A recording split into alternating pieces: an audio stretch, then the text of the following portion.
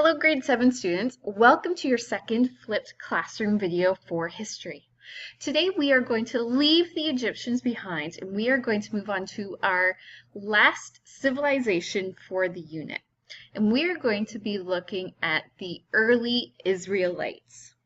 So we've been talking about ancient Egypt, now we're going to be talking about ancient Israel. So let's go ahead and look at our title and our LOs. Please underline your title and write today's date in your notebook. So today what we're going to do is we are going to, this video is going to serve as an introduction to who the Israelites were. We're also going to explore the beliefs of the early Israelites. So please write these LOs in your book. Remember, you can pause the video at any time.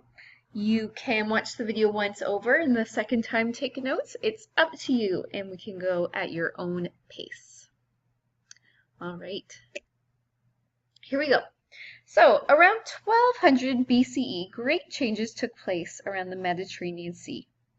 Empires fell and new people entered the region. Many set up small kingdoms. Around 1000 BCE, there was a people called the Israelites. If you recall, we did a timeline at the beginning of the unit. If you want, you can flip back to it in your notebook and you can take a look at where this might fall in our ancient timeline. Okay, please write these bullet points down. These Israelites built a kingdom in a place called Canaan. This area was found along the Mediterranean Sea in Southwest Asia. So let's take a look at a map. So we have discussed Mesopotamia, remember our Fertile Crescent, and we've already talked about Egypt. Now we are talking about the early Israelites who have settled in this region right here called Canaan.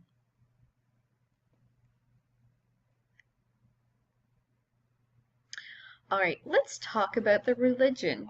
And yes, I would like these notes in your book as well. Although the Israelite population was small, the religion they practiced would one day affect most of the world. Most people at this time worshiped many gods and goddesses, but the Israelite religion focused on only one God, and we call that monotheism. So mono means the number one, so they believe in one God. Unlike the Mesopotamians, the Egyptians, and even the Celts who believed in many gods, the Israelites believed in one.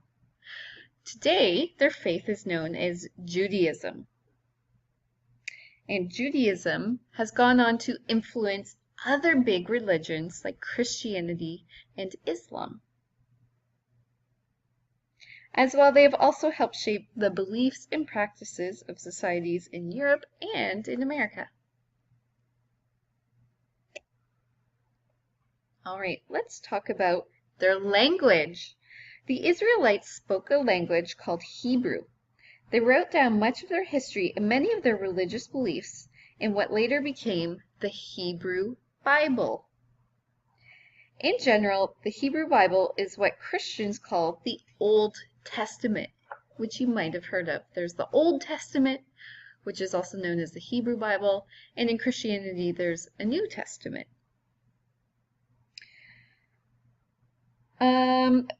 Through this book, Jewish values and religion later spread to Europe.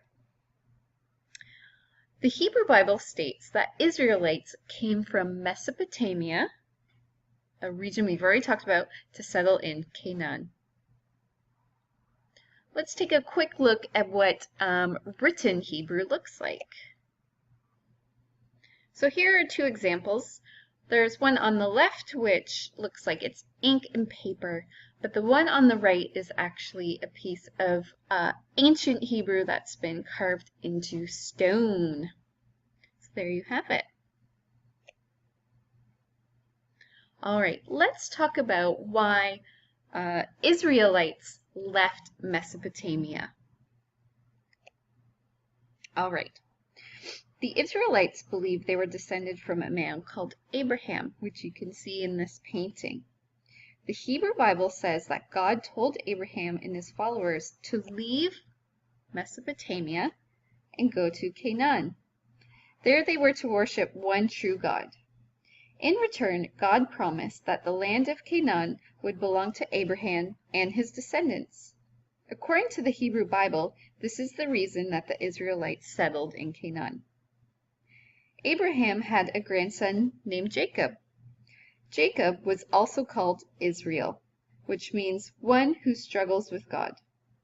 Later, this name was given to Jacob's descendants. According to the Hebrew Bible, Jacob raised 12 sons in Canaan. His family was divided into tribes, or separate family groups. So you can see the 12 right here. These groups later became known as the 12 tribes of Israel. The Israelites lived in Canaan for about 100 years. Then a long drought began. Crops withered and livestock died. To survive, some Israelites went to Egypt. In Thursday's class, we'll talk more about those Israelites that ended up in Egypt, including Moses, who we'll talk about on the next slide.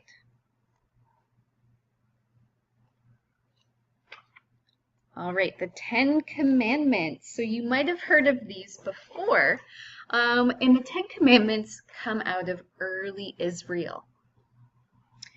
All right. So when the Israelites who had gone to Egypt, they decided to go back to Canaan. On the way, they had to travel through the Sinai desert. The Hebrew Bible says that during this journey, Moses went to the top of Mount Sinai, where he received laws from God. Those laws were known as the Torah. They later became the first part of the Hebrew Bible. The Torah described a covenant, which is another word for an agreement, with God, in which God promised to return the Israelites to Canaan if they followed his laws. And these laws tell us what God considered to be right and wrong. In Thursday's class, we'll talk about these 10 commandments and what they are. You might actually know some. But the 10 Commandments told the Israelites to be loyal only to God, whose name was never to be spoken. They must never worship any other gods or images. The belief that there should be only one God became the foundation for both Christianity and Islam. So there again, we have that monotheism, the belief in one God, and that's really important in early Israelite society.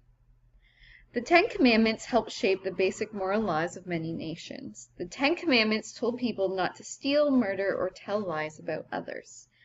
They told people to avoid jealousy and to honor their parents. That's a good idea. The 10 Commandments also helped to develop a belief in the rule of law. This is the idea that laws should apply to everyone equally. All right, grade 7s, please make sure you also have these bullet points in your notes, and we'll talk about this a bit more in class on Thursday. So once you have these in your notes, you are all done, and see you tomorrow.